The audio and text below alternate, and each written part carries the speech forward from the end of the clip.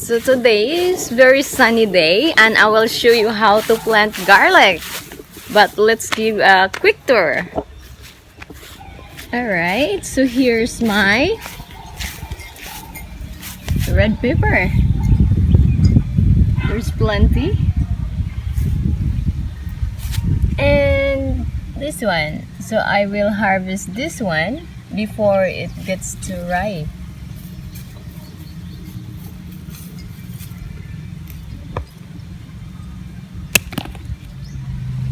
There you go.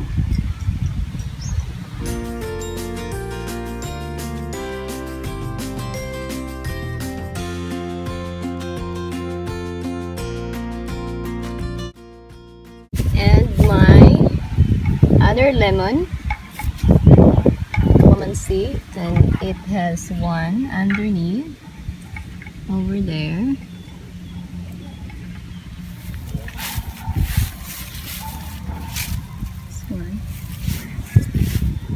And this will be my last harvest from this piece of tomato.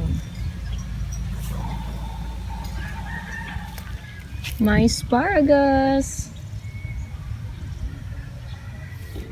Alright, here's my garlic.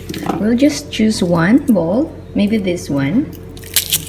And I'll clean it and we head to our garden. Alright, so here's my plastic and it's ready. So what I will do is just put it here. Add small amount of soil. You don't want to fill it up.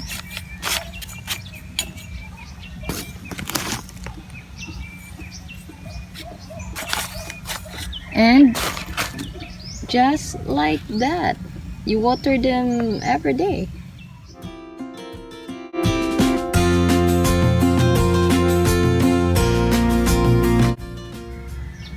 After 2 weeks, here's our garlic.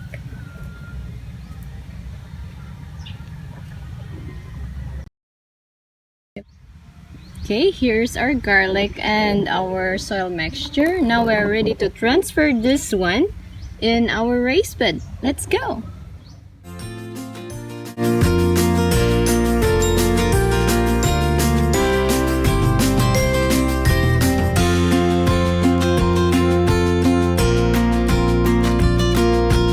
So here's my raised bed for my garlic.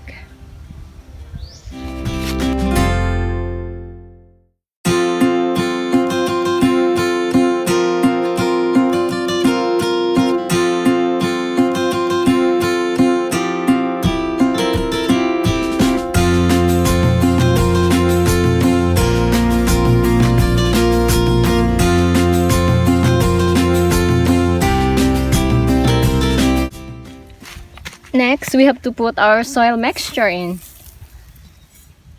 into our hole.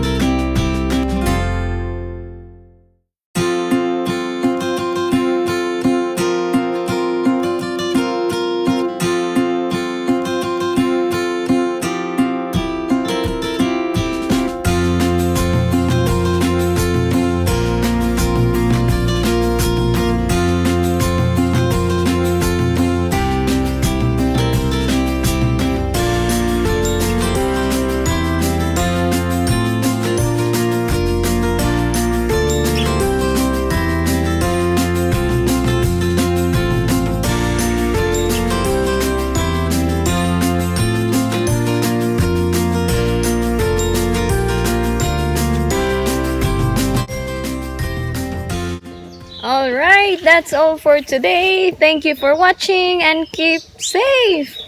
Bye!